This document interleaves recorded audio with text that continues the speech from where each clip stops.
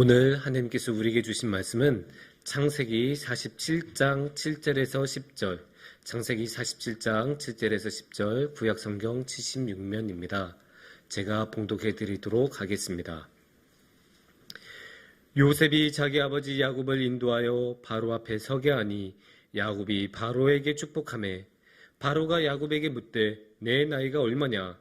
야곱이 바로에게 아뢰되 내 나그네 길의 세월이 130년이니이다. 내 나이가 얼마 못되니 우리 조상의 나그네 길의 연조에 미치지 못하나 험악한 세월에 보내었나이다 하고 야곱이 바로에게 축복하고 그의 앞에서 나오니라. 아멘. 여러분, 싱어게인이란 프로그램 아십니까? 요새 TV에서 전찰리 하고 있고 벌써 지금이 3번째 시즌입니다. 그만큼 그동안에 흥행이 했다는 이야기인데 어떤 프로그램이냐면 열심히 노래를 부르는 사람들의 프로그램이에요. 근데 그냥 아무나 데리고 온 게 아니고 실력은 있는데 그동안에 묻혔던 사람들, 여러 가지 사정으로 인해서 잘 뜨지 못한 사람들, 잊혀진 사람들, 이런 사람들을 발굴하려는 취지에서 그런 사람들에게 노래 부르신 기회를 주고 무대를 마련해주고 그래서 정말로 원석을 찾아내려는 그런 프로그램이라고 할 수 있습니다.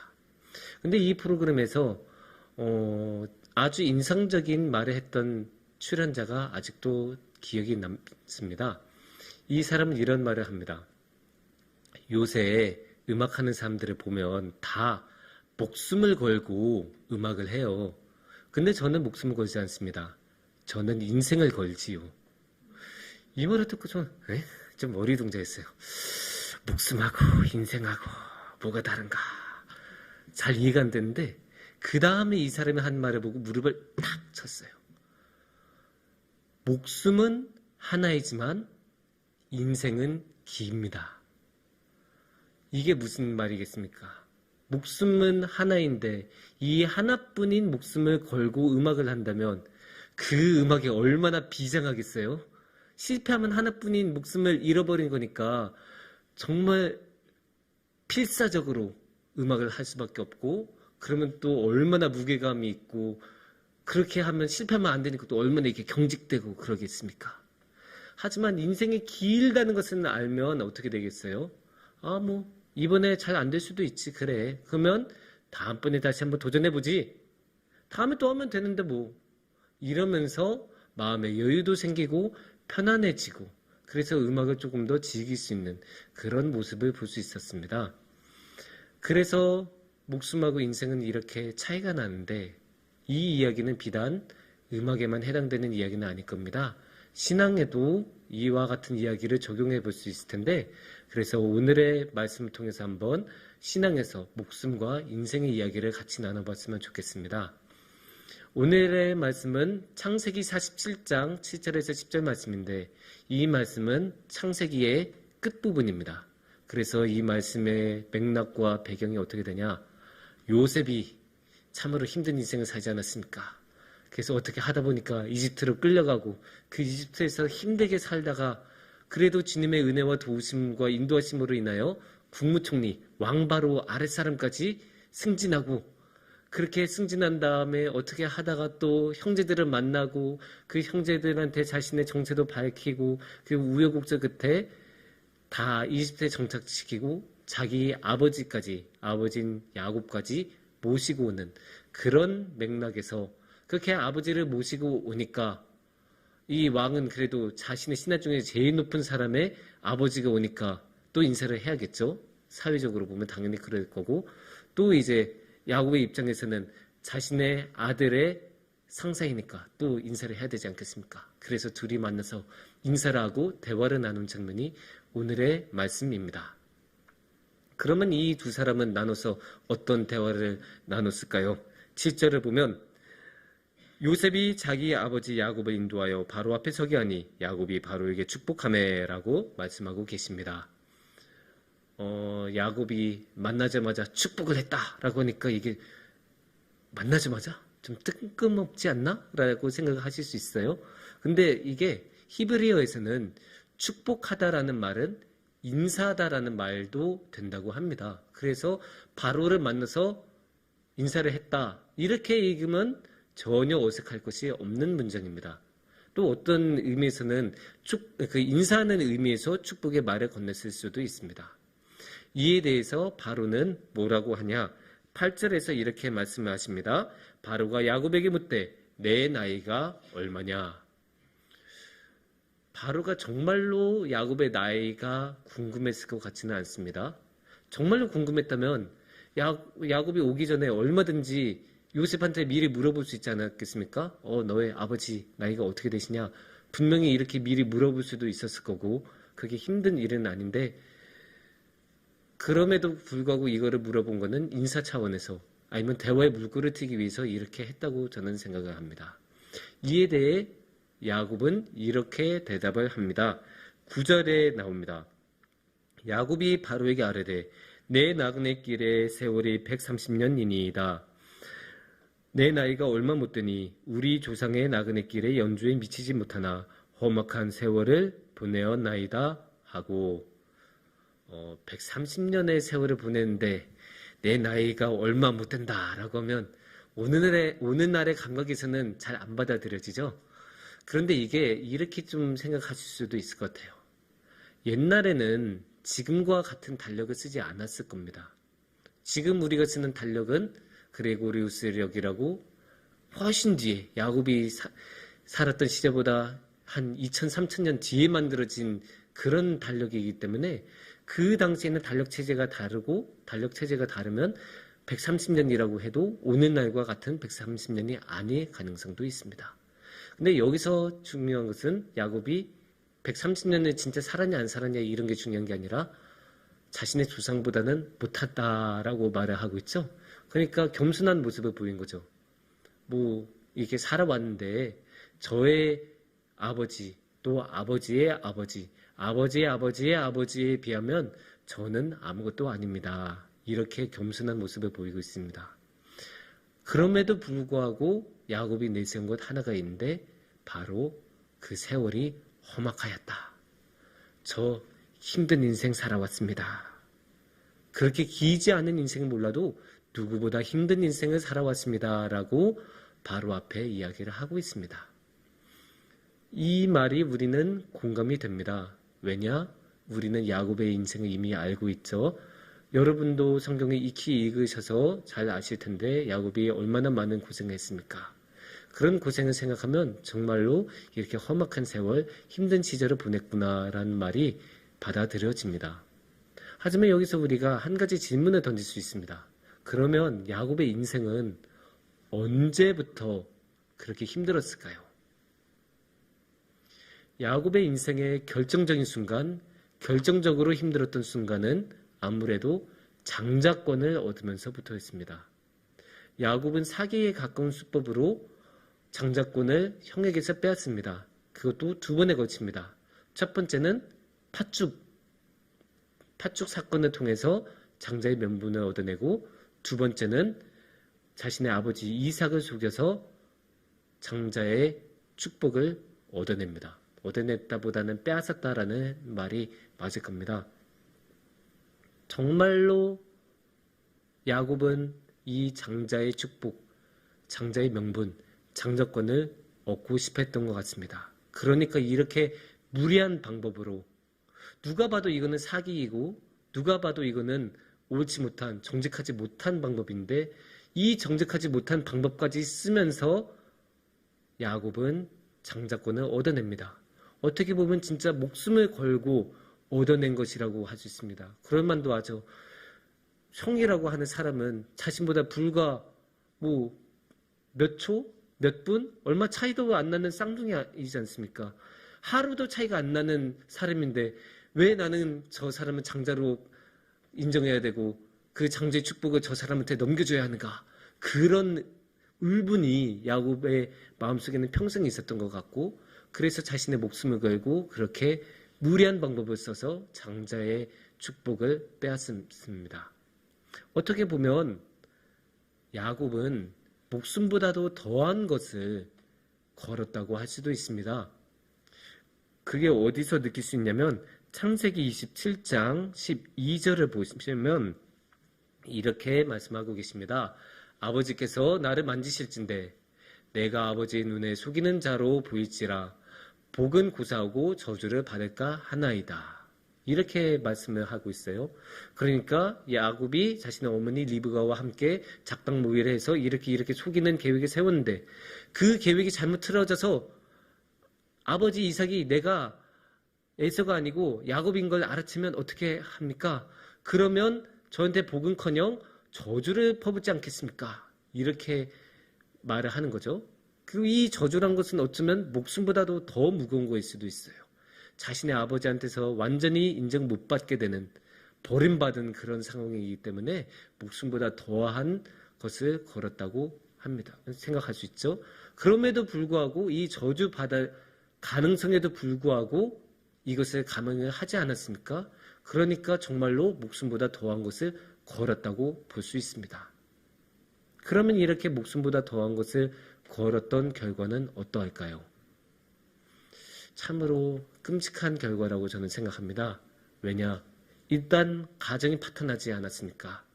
아버지는 자신의 아들이 자신을 속였다는 그 사실에 엄청난 충격을 받았고 형인 에서는 자신의 동생인 야곱을 죽이겠다고 공공연하게 말하고 다니는 그런 상황인데 가정이 파탄이 났다고 말하는 게 당연하다고 봅니다.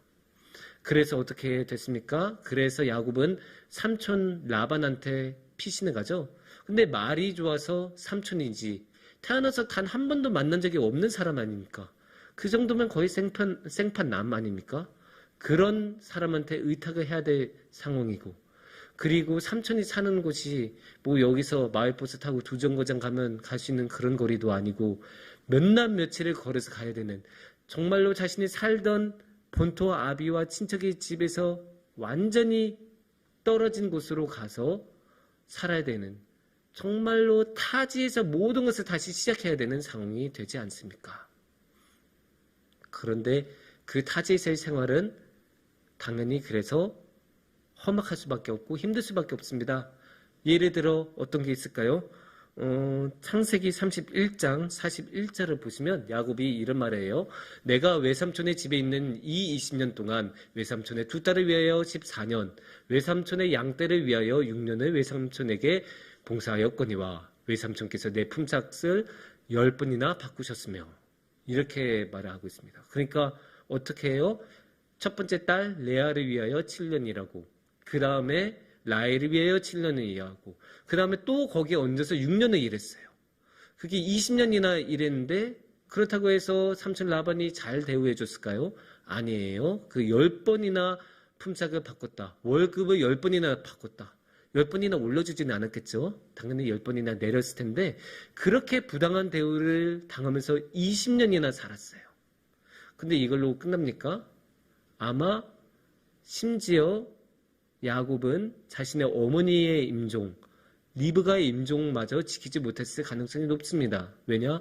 성경에는 그 어디에도 리브가의 장사 지냈다는 야곱이 장사를 지냈다는 이야기가 나오지 않습니다. 그런 것을 보면 아마 야곱이 타지에 있을 때 삼촌의 집에서 거할 때 그런 일이 일어나지 않았을까 추측을 해볼 수 있습니다.